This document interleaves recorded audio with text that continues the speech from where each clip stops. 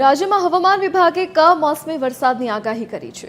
આગામી 18 અને 19 માર્ચના રોજ પશ્ચિમી વિક્ષેપને કારણે રાજ્યના વિવિધ ભાગોમાં માવઠું પડી શકે છે। ખાસ કરીને સૌરાષ્ટ્ર, ઉત્તર ગુજરાત અને દક્ષિણ ગુજરાતના અનેક જિલ્લાઓમાં વરસાદની શક્યતા છે।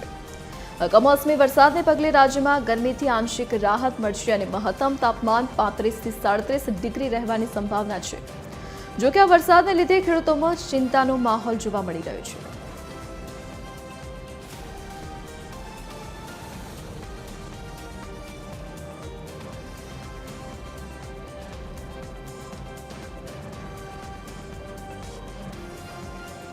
વધુ વિગતો સાથે સંવાદદાતા બ્રિંદા રાવલ આપણી સાથે લાઈવ જોડાઈ ગયા છે।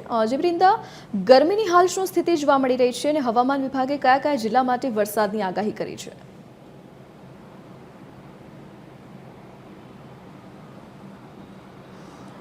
ધરતી વાત કરીએ તો આગામી 2 થી 3 દિવસ તાપમાન 35 થી 37 ડિગ્રી નોંધાશે।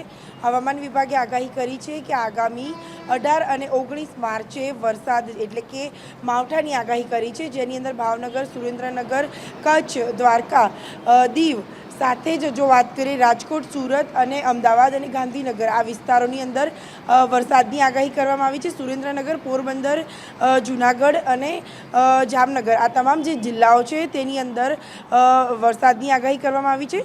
ખાસ જો વાત કરીએ જે રીતે હવામાન વિભાગે 18 અને 19 તારીખે ગરમીની વચ્ચે જે માવઠાની આગાહી કરી છે તેને લઈને તાપમાનમાં ઘટાડો નોંધાયો છે અને સાથે જ જો વાત કરીએ તો આજે જિલ્લાઓની અંદર જે વરસાદ પડશે તેને લઈને ખેડૂતોમાં પણ એક ચિંતા જોવા મળશે। સાથે જ જો વાત કરીએ તો તાપમાનમાં 35 થી 37 ડિગ્રીનું તાપમાન જે છે તે નોંધાશે, એટલે કે ગરમીમાં આંશિક રાહત મળશે। સાથે જ જે તાપમાન છે તેમાં ઘટાડો નોંધાશે। એટલે હાલ જો વાત કરીએ તો અમદાવાદમાં છેલ્લા 2 દિવસથી ગરમીનું પ્રમાણ જે છે તે નહિવત જોવા મળી રહ્યું છે, એટલે કે સામાન્ય તાપમાન જોવા મળી રહ્યું છે। જે શરૂઆતમાં એકદમ વધારે ગરમી હતી તે નથી જોવા મળી રહી।